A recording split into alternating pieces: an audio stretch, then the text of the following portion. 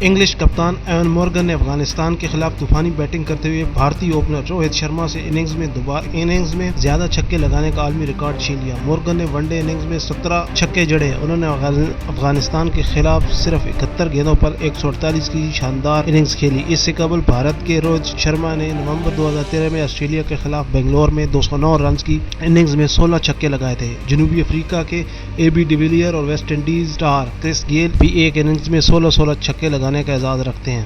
افغانستان سے مقابلے میں انگلش ٹیم نے مجموعی طور پر 25 چھکے لگا کر اپنے ہی ریکارڈ کو بہتر کر لیا۔ مورگن نے 57 گیندوں پر سنچری مکمل کی۔ اس طرح یہ ورلڈ کپ کی تاریخ کی چوتھی تیز ترین سنچری بھی شمار ہوئی۔ ورلڈ کپ کی بدترین پرفارمنس کا ریکارڈ افغان اسپنر راشد خان کے نام جڑ گیا۔ انہوں نے 9 اوور میں 110 رنز کی مار کھائی اور کوئی وکٹ بھی حاصل نہیں کر پائے۔ ان سے قبل کیوی بولر مارٹن اسنیڈن نے 1983 ورلڈ کپ میں انگلینڈ کے خلاف 12 اوورز میں 105 رن دیے تھے۔ انگلینڈ نے ورلڈ کپ مقابلوں میں اپنا بہترین مجموعہ 6 وکٹ پر 397 رن ترتیب دیا۔